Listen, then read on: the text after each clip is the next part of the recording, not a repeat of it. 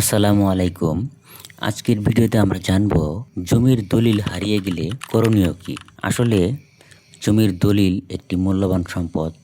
অনেক সময় চুরি ডাকাতি হয় কিংবা বন্যা, ঘূর্ণিঝড় সহ প্রাকৃতিক দুর্যোগ ও বাড়িতে আগুন লাগার মতো বিভিন্ন অস্বাভাবিক ঘটনার কারণে আমাদের অনেক মূল্যবান কাগজপত্রাদি হারিয়ে যায়। তাদের মধ্যে জমির দলিল অন্যতম একটি মূল্যবান সম্পদ। তো বাংলাদেশে এমন অনেক পরিবার হয়রানির শিকার হয়েছেন মূল্যবান দলিল হারানোর ফলে। এমনকি জমির মালিকানা হারানোর সম্ভাবনা তৈরি হয় দলিল খুঁজে না পাওয়া গেলে। অন্য যে কোনো প্রকার মূল্যবান কাগজপত্র হারিয়ে গেলে তার জন্য ব্যক্তি নিজে একা ক্ষতিগ্রস্ত হয় এবং সেটা সংগ্রহের বিভিন্ন মাধ্যম থাকে। কিন্তু দলিল হারিয়ে গেলে যদিও তার বিকল্প ব্যবস্থা আছে ও সমাধান এর উপায় আছে, কিন্তু মূল দলিল পাওয়া যাবে না। তাই জমি ক্রয়ের পর তা মালিকানা প্রমাণের একমাত্র মাধ্যম হলো দলিল। জমির দলিল হারিয়ে আপনি কতটা বেকায়দায় পড়তে পারেন সেটা কেবল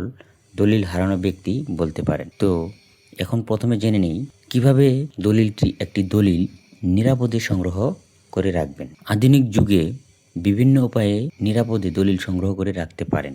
দলিলের কয়েক কপি ফটোকপি করে বিভিন্ন জায়গায় রাখতে পারেন। আবার এখন ডিজিটাল ফরম্যাটেও দলিল সংগ্রহ করে রাখতে পারেন, যেমন স্ক্যান করে ইমেইলে কপি করে রেখে দিতে পারেন, গুগল ড্রাইভে রেখে দিতে পারেন, যাতে ভবিষ্যতে মূল দলিল হারিয়ে গেলেও ফটোকপি বা ইমেল থেকে পুনরায় পুনরুদ্ধার করতে পারেন। যারা ইতিমধ্যে দলিল হারিয়ে ফেলেছেন তাদের করণীয় হচ্ছে, প্রথমে আপনাকে নিকটবর্তী থানায় একটি জিডি অর্থাৎ জাস্ট ইনফরমেশন রিপোর্ট বা এনসিআর অর্থাৎ নন কগনিজেবল রিপোর্ট দায়ের করতে হবে। এফআইআর নথিভুক্ত হলে পুলিশ আপনার দলিল খোঁজার চেষ্টা করবে। যদি সেটা জিডি দায়ের করার পর পুলিশের পক্ষে দলিল বের করে দেওয়া সম্ভব না হয়, তাহলে সরাসরি আপনাকে সাব রেজিস্ট্রি অফিস থেকে দলিল তুলতে হবে। অনেকেই আছেন দালাল চক্করের খপ্পরে পড়ে দিনের পর দিন হয়রানির শিকার হয়ে থাকেন। তাদের জন্য বলছি, দলিল হারিয়ে গেলে আপনি নিজেই দলিল পাওয়ার একটা ব্যবস্থা করতে পারেন। তো কিভাবে তুলবেন এই দলিল? তো চলুন জেনে নেই। দলিল যেখানেই প্রস্তুত হোক না কেন, দলিল রেজিস্ট্রি হয় আপনার উপজেলা সাব রেজিস্ট্রি অফিসে। অর্থাৎ জমি বা ফ্ল্যাট বিক্রির পর দলিল সম্পাদন আপনার বাড়িতে বা কোনো দলিল লেখকের অফিসে করতে পারেন, কিন্তু দলিলটি রেজিস্ট্রি হবে ওই জমিটি যে উপজেলায় অবস্থান করছে সেই উপজেলাধীন সাব রেজিস্ট্রি অফিস। আপনি এক উপজেলায় বসে অন্য উপজেলার জমি হস্তান্তর সম্পাদন করলেও রেজিস্ট্রেশন কিন্তু করা হবে জমি যে উপজেলার সেই উপজেলার সাব রেজিস্ট্রার অফিসে। অর্থাৎ দলিলের জন্ম হয় উপজেলা সাব রেজিস্ট্রি অফিসে। তাহলে এখন বুঝতে পারলেন যে জমি যেখান থেকে আপনার দলিল সম্পাদন করা হোক না কেন, জমিটি রেজিস্ট্রি করা হয় সেই জমির উপজেলাধীন সাব রেজিস্ট্রি অফিসে। তো চলুন এবার মূল কথায় চলে যাই।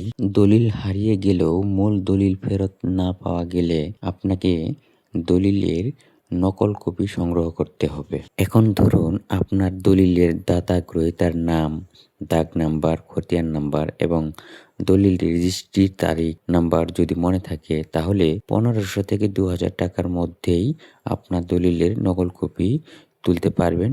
আর এই নকল কপি দিয়েই নামজারি থেকে শুরু করে আপনার জমির যাবতীয় শর্ত ও মালিকানা বজায় রাখতে পারবেন। আর যদি দলিল রেজিস্ট্রির তারিখ বা দলিল নাম্বার কিছুই মনে না থাকে, তাহলে উক্ত সাব রেজিস্ট্রি অফিসে গিয়ে দাতা গ্রহীতার নাম, দাগ নাম্বার, খতিয়ান নাম্বার বা আপনার ধারণা অনুযায়ী কত সালে জমিটির রেজিস্ট্রি হতে পারে এমন কয়েকটি সাল তল্লাশি দিলে পেয়ে যাবেন। এখন আসি দলিল কিভাবে তল্লাশি দিবেন। প্রত্যেক উপজেলায় যেমন সাব রেজিস্ট্রি অফিস রয়েছে, তেমনি সবগুলো সাব রেজিস্ট্রি অফিস থাকে একটি জেলা রেজিস্ট্রেশন অফিসের অধীনে। আর উক্ত অফিসকে জেলা রেজিস্ট্রেশন অফিস তথা জেলা রেকর্ড রুম বলা হয়ে থাকে। আপনি নিকট অতীতের দলিল তল্লাশি দিবেন।